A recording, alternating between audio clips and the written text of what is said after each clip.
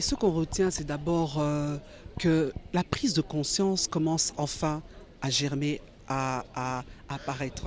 Vous savez, le président de la République a fait de son cheval de bataille notamment la question du genre. Dans tous les discours, il y a toujours un mot dédié à la femme.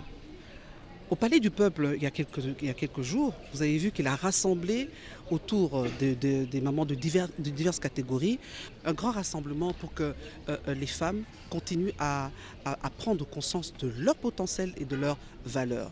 Et si je me souviens bien, c'était aussi au patronage du chef de l'État, mais avec la participation du ministère du Genre. Si le président lui-même a compris cela, il appartient aussi aux autres, parce qu'il ne peut pas tout faire lui-même. Il a insufflé et les autres doivent reprendre cette façon de voir afin de le répandre dans différents domaines d'activité.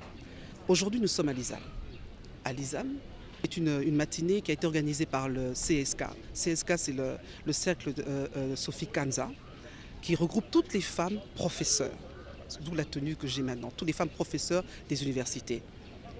Nous devions clôturer ce mois de la femme, des droits de la femme, je le précise, parce qu'on s'est dit qu'au-delà des pagnes, au-delà des fleurs, au-delà des chocolats qu'on donne pour célébrer la femme en tant qu'être humain, ce qui est une très bonne chose, il faut aussi de temps en temps penser à des choses sérieuses, se féliciter pour les droits déjà engrangés, et il y en a beaucoup, mais aussi continuer à réfléchir, comme par des journées, des matinées de réflexion, sur les droits qui restent encore à conquérir.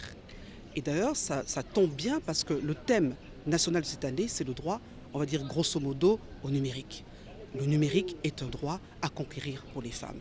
Et je crois que le mois de mars termine donc, en tout cas pour la RDC, par plusieurs manifestations qui ont plus contribué au cérébral, à l'intellect qu'au physique. Et ça, c'est une très bonne chose.